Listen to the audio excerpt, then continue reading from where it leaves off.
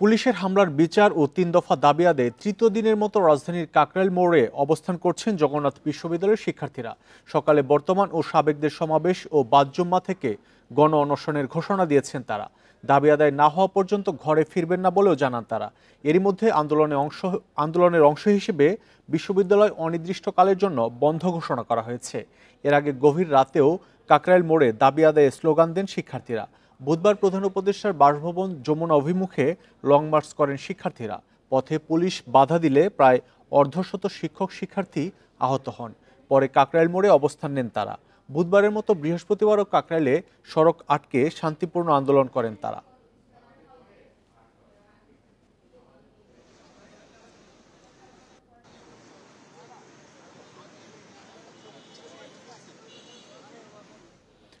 এ নিয়ে আরও জানাতে রাজধানীর কাকরাইল মোড় থেকে যোগ দিচ্ছেন সহকর্মী আনোয়ার সাদাত। আনোয়ার সাদাত, এই মুহূর্তে আন্দোলনকারীদের উপস্থিতি কেমন দেখছেন আর তারা কি কি দাবি তুলে ধরছেন? বান্ডেল থাকলে প্রতি সেনমানিতে টাকা বাঁচবে। বিকাশ সেনমানি বান্ডেল কিনে জিতুন প্রতি লেনদেনে।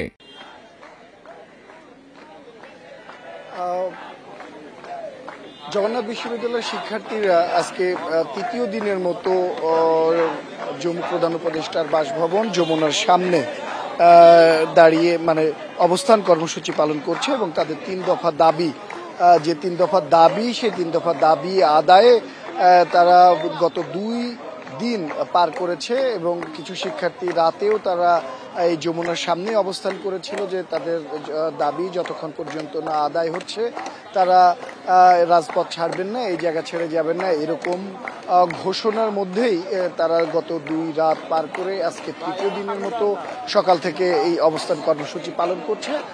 যদিও তারা পূর্ব ঘোষিত অনুযায়ী আজ সকাল 10টা থেকে সমাবেশের ডাক দিয়েছেন। 10টা বেজেছে, তবে তারা কিছুটা প্রস্তুতির জন্য সময় নিচ্ছেন এরকমটাই জানিয়েছেন। তারা বলছেন যে ক্যাম্পাস থেকে আরও শিক্ষার্থীরা এসে এখানে যোগ দিবেন এবং এই সমাবেশকে সাফল্যমণ্ডিত করে তুলবেন এবং তাদের যে দাবি সেই দাবি আদায়ের লক্ষ্যে তারা আরও কঠোর কর্মসূচি ঘোষণা করবেন এরকম হুঁশিয়ারও তারা দিচ্ছেন এবং তারা বলছেন যে এই সমাবেশের মধ্যবর্তী সময়ের মধ্যে যদি তাদের দাবিগুলো মেনে নেওয়া না হয় তাহলে তারা গণ অনশনে বসবে এরকম হুঁশিয়ারিও কিন্তু কর্মসূচির আহ্বান তারা করেছেন। তারা বলছেন যে বাদ জুম্মা তারা এই সিদ্ধান্ত বা এই কর্মসূচির ঘোষণা করবে।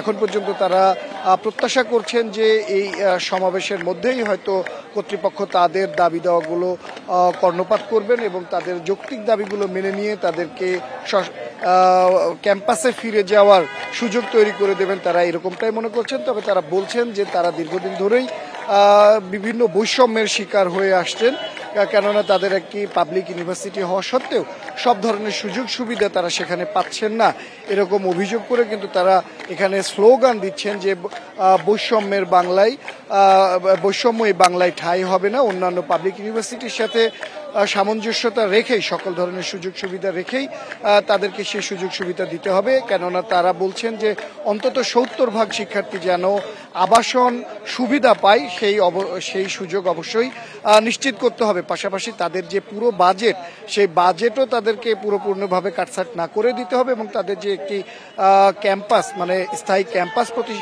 নির্মাণের কথা সেটি অতি দ্রুত বাস্তবায়নের ঘোষণাও তারা দিচ্ছেন। তারা বলছেন যে এই বৈষম্যের অবসান ঘটিয়ে তাদেরকে ক্যাম্পাসে ফিরতে হবে, এটি তাদের একটি লক্ষ্য এবং এই লক্ষ্যে তারা আজ সকাল 10টায় একটি সমাবেশের ডাক দিয়েছে। সেটা এই কাকরাইল মোড়েই অনুষ্ঠিত হবে কিছুক্ষণের মধ্যেই। সেই অপেক্ষাতে যেমন শিক্ষার্থীরা আছেন এই সমাবেশে কিন্তু চলতি এবং সাবেক শিক্ষার্থীরা অংশগ্রহণ করবেন, পাশাপাশি সাবেক শিক্ষকরা অংশগ্রহণ করবেন। আমরা দেখছি ইতিমধ্যে কিন্তু অনেক শিক্ষকরাও তাদের শিক্ষার্থীদের সাথে এসে দাঁড়িয়েছেন এবং তারা এসে পৌঁছেছেন যে এই সমাবেশকে সাফল্যমণ্ডিত করতে এবং তাদের দাবি আদায় করে নিতে। যদিও আইন শৃঙ্খলা বাহিনীর তৎপরতা আমাদের চোখে পড়ার মতো, আমরা দেখছি যে পুলিশের পাশাপাশি সেনাবাহিনীও কিন্তু এই যমুনাকে কেন্দ্র করে কঠোর নিরাপত্তায় নিয়োজিত আছেন এবং যমুনার চারিদিকে 3 দিকে কিন্তু ব্যারিকেড দিয়ে রাখা হয়েছে, সেখানে কোনো পাবলিক ট্রান্সপোর্ট। তৃতীয় দিনের মতো আজও আন্দোলন অব্যাহত রেখেছে জগন্নাথ বিশ্ববিদ্যালয়ের শিক্ষার্থী শিক্ষকরা। তারা সেই খবর জানাচ্ছিলেন আমাদের সহকর্মী আনোয়ার সাদাত নূর।